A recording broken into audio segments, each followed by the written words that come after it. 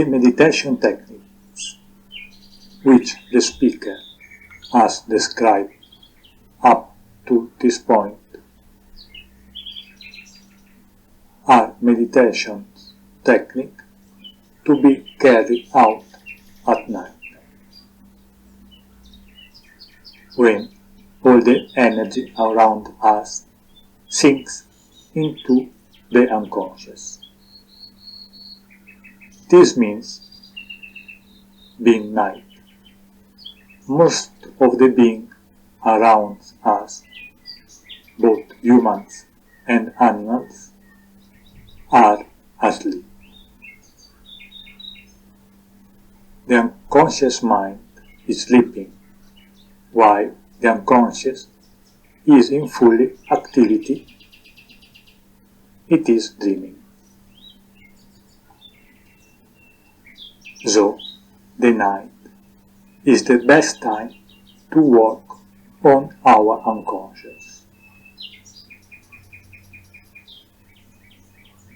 The speaker chose to start describing the nocturnal meditation techniques because they are simple techniques which resemble the idea of popular meditation. The first mistake everyone makes is to think that they know what meditation is and what is right or wrong for themselves. But this knowledge will come at the end of the journey, never before. There will always be doubts till you know who you are really.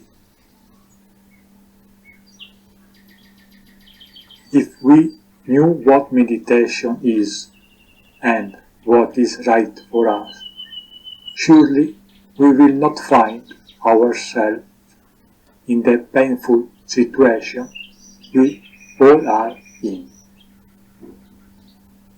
So, the first thing to admit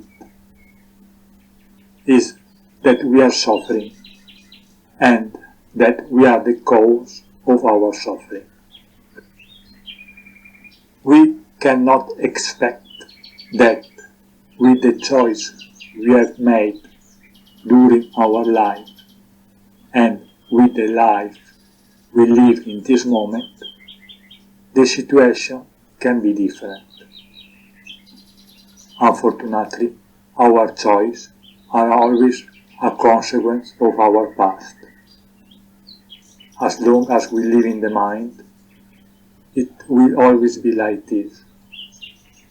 Our actions will always be wrong because they come from our past. We were wrong in the past.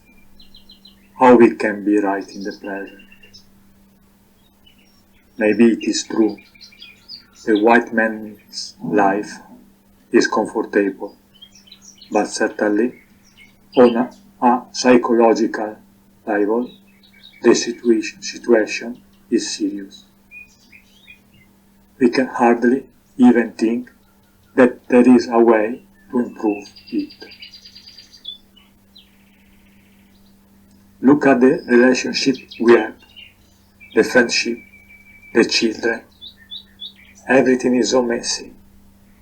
We don't even understand how we can live like this. We can blame society, parents, children, the past, nature, sex, money, science, the unconscious, etc. These are just rationalizations, excuses. The responsibility is our alone. So, the moment we take responsibility, something can be done. As long as we give responsibility to others for our psychological situation, nothing can be done. If we blame someone else, it will make us suffer a little less, because the responsibility is not ours. But by doing this, we are just lying to ourselves, and that is something we do a lot. The more a society has evolved, the more lies people tell to themselves and others. If we give the responsibility to someone else, this also means that we cannot do anything about it. We are not the master of our own destiny. This is just a rationalization. Excuses.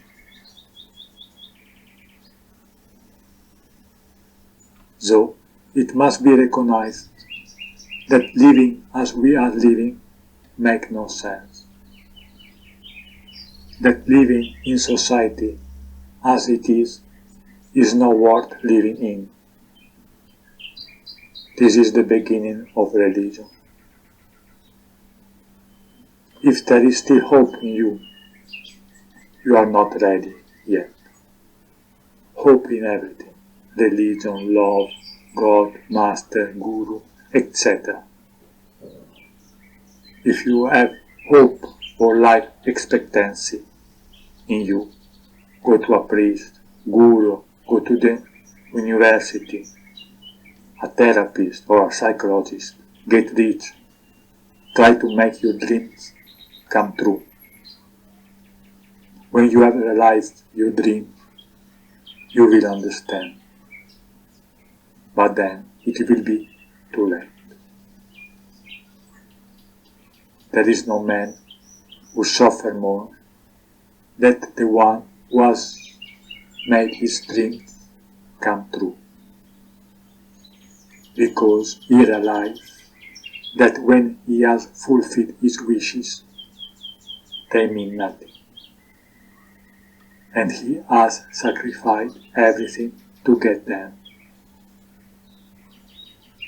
Luckier is the man who cannot make his dreams come true, because at least he can hope.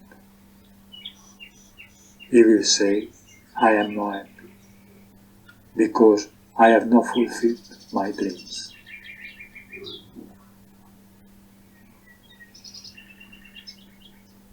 Having desires of any kind, be they spiritual or material, make no difference. Like no psychological difference, it exists between a monk or a politician. Both of these categories want to control the other. Both suffer from an inferiority complex, hence the desire to control others.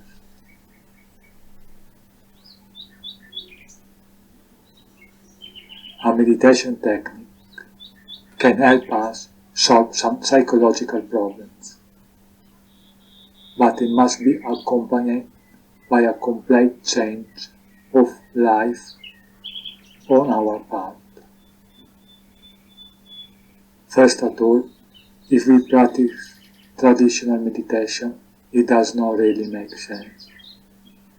What they teach in Vipassana center or therapy center or spiritual communities does not lead to any transformation.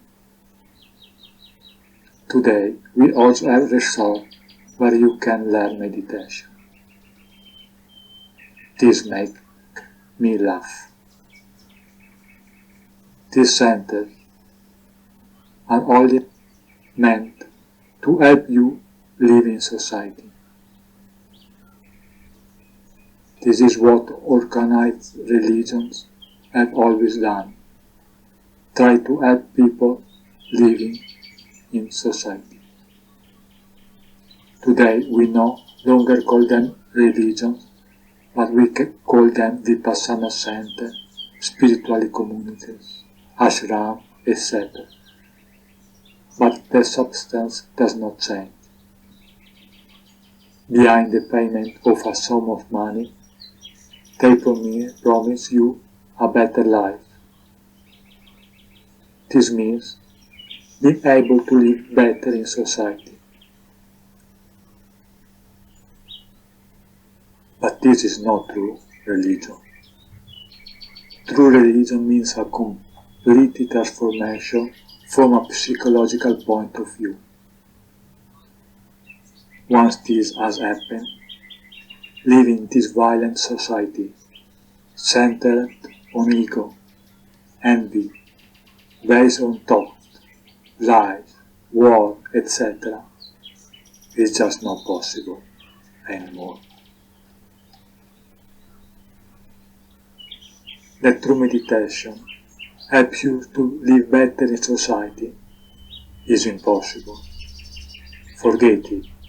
Living well in this society is not really possible. Stop deluding yourself. The only way to live in this society it is to become more and more unconscious, thanks to medicines, drugs, alcohol, sex, money, etc. Gautama the Buddha abandoned his life as a crow prince.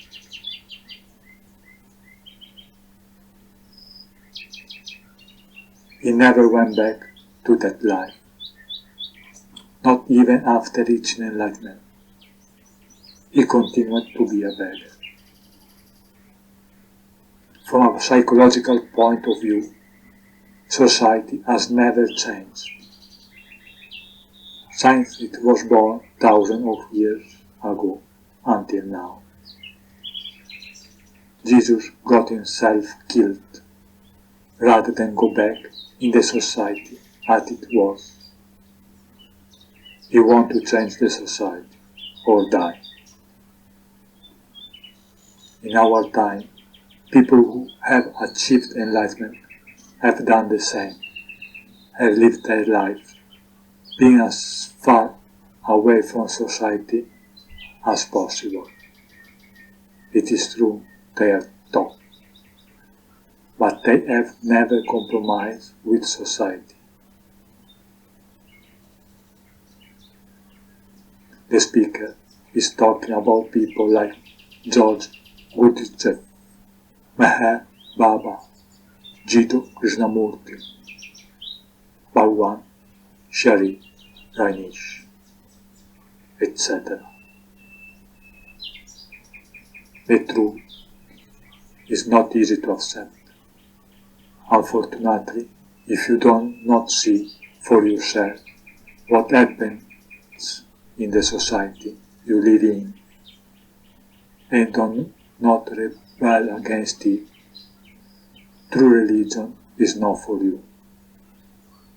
Continue your unconscious life. The older you age, the less psychologically you will exist, and the more society will exist within you. You will become like a battery. You will be alive only to give energy to the society you live in. It makes no difference if you are rich, poor, powerful, politician, doctor, beggars. In your life, you will only be used, squeezed by society. A battery keep alive just to power society.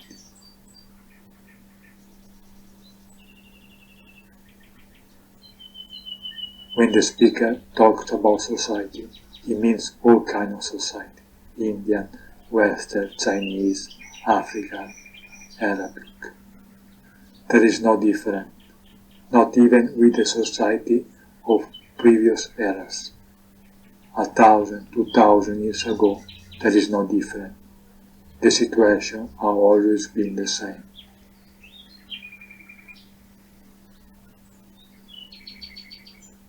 The changes in the evolution of man have only occurred externally, technologically, but psychologically, man has always been the same for thousands of years.